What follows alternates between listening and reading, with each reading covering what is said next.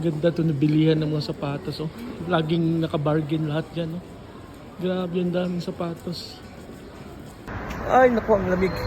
So, dito na tayo sa Japan ulit, guys. So, today, yan oh, magpapagupit tayo. Ito yung unang gawin natin dito pagbalik sa Japan kasi hindi tayo nakapagupit doon sa Pilipinas. Bukas pa yung work ko. So, pagupit muna tayo. Tapos, alam niyo naman yung gupitan dito sa Japan, mahal. Meron tayong suki dito na medyo mura lang yung bayad. So, pakita ko sa inyo guys, yung saan tayong magpapagupit. Yan, may beauty salon dito. Magkano yung pagupit? Ayan, oh. Yan yung mga price ng magpagupit. Mura to siya, oh. 1,760 yung pagupit yan. Cutting.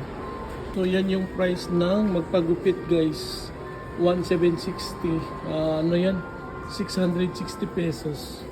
So, mura pag mga ganito na pagupitan na to siya.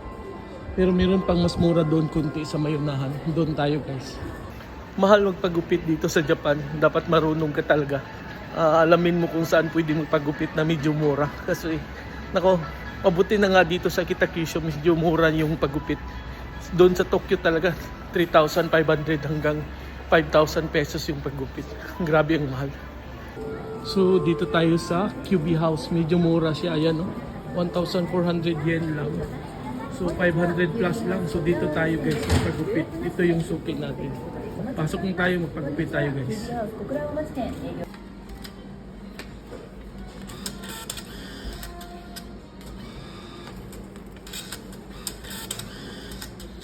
So, magbayad tayo muna bago magpagupit.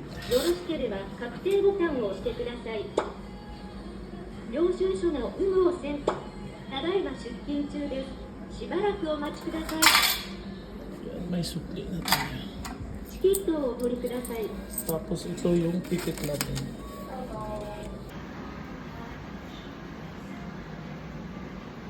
Ay, dumaan. So, tapos na tayo. Kunti lang naman pinakuha natin. Dito lang, pinalinis lang natin sa side. So, nakasave na tayo. 500 plus lang. 1,400 yen lang. So, 525 pesos yung binayad natin. Pagupit dito sa Japan. Yan yung pinakamura na mga gupitan dito. So, hindi ka kumpara dyan sa Pilipinas. Marami dyang mura. May mga 60 pesos pa, 80 pesos. Dito wala. Normal na yung 500 plus pagupit dito sa Japan. Grabe talaga presyo dito sa Japan, guys.